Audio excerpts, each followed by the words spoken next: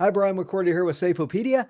And a great article you can find right now on the Safeopedia website is Your AED may not be rescue ready. Here's how to fix that from Zoll Medical. If you've ever considered having an AED, I highly recommend it. That we can have a life-saving device that really addresses the number one cause of death in the United States, sudden cardiac arrest, and literally saves lives is pretty phenomenal. They say in the article that the American Heart Association estimates that every minute defibrillation is delayed during sudden cardiac arrest, the chance of survival decreases by 7 to 10%.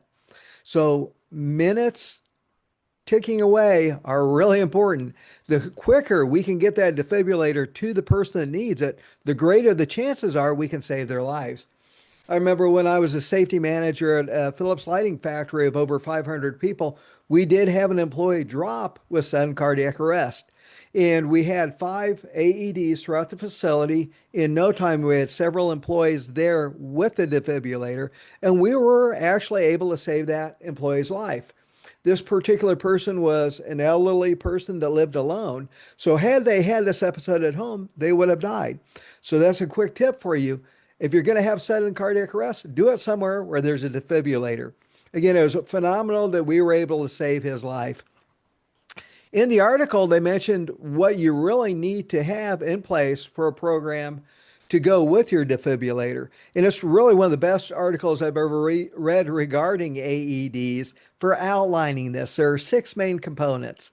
Just to go through these quickly, training and retraining responders is number one. Again, we want people who are competent and comfortable in an emergency situation. The better they understand the situation, the AED, and the more comfortable they are using it, the greater the chances are that they'll step up and use it in an emergency situation. And you want more than one person trained. If there are several people who are trained responding to it, oh man, that helps so much. They can rely on each other and strengthen each other in that emergency situation. Second is monitoring pads and batteries. Again, these are things with expiration dates. The glue on the back of the pads breaks down, the batteries, go out. So again, you want to monitor these on a regular basis. Routine inspections and self-testing of the unit. So you want to set up a regular program of weekly, monthly, whatever that unit requires and whatever regulations are there for your area. Make sure you're meeting those needs and checking those. I remember I was brought in as a safety professional to a site to help drive safety for a company, and I checked. It had one AED. The pads had expired and been expired for a while, and the battery was dead. So this AED was doing no good whatsoever. So we got that corrected and got them on a regular maintenance check schedule.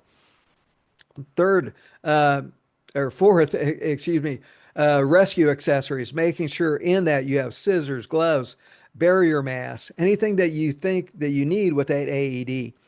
Uh, Next is record keeping and compliance.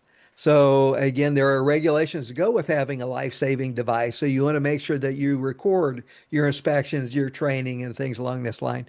And then the last thing is post-event review and support. So whenever there is an event, making sure that you restore the pads and everything that you use in the unit. But also, it's a great time to study what went right and what went wrong to bolster your strength for next time.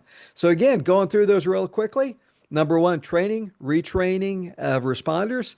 Two, monitoring your pads and your batteries. Three, routine inspections and self-tests of the unit.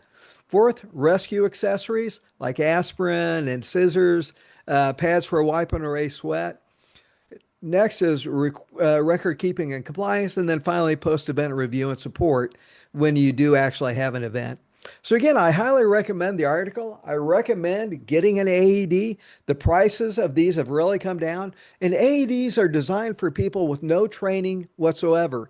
So to have a unit and train your people and do regular training, it's amazing how quickly people can get comfortable. And again, you want more people in the event of an emergency to where they can strengthen and work together to save that life. So again, the name of the article, Your AED might not be rescue ready.